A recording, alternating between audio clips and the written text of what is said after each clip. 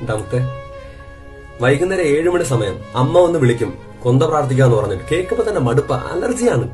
ഞാൻ കുഞ്ഞിലേക്കാണെങ്കിൽ ഓടിക്കളയും, അമ്മ പുറകെ നിന്ന് പിടിച്ചുകൊണ്ടുവരും. ശരിക്കും കാര്യം ഇപ്പോഴാണ് മനസ്സിലായത്.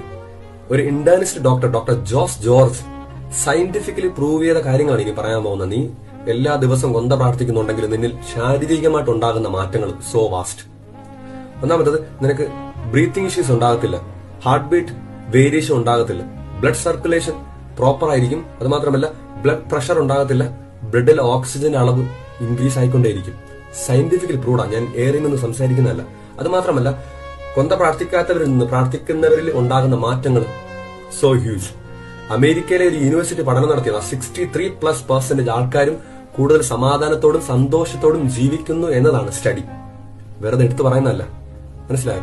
ഈ കൊന്ത എന്ന് പറയുന്നത് ജസ്റ്റ് ഒരു പ്രാർത്ഥന മാത്രമല്ല, ഒരു ഫിസിക്കൽ മെഡിസിൻ കൂടിയാണ്.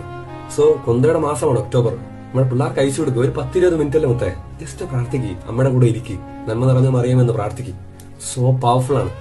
ഒരു മാസം കഴിഞ്ഞ് ഞാൻ പറയാം, നീ ആഗ്രഹിക്കുന്ന കാര്യം സംഭവിച്ചില്ലെങ്കിൽ ബ്രദറിന് മെസ്സേജ് ഇതെന്റെ കോൺഫിഡൻസ് അല്ല, മറിച്ച് എന്റെ അഹങ്കാരമാണ്. എന്റെ അമ്മ പഠിപ്പിച്ച പ്രാർത്ഥനയാണ്.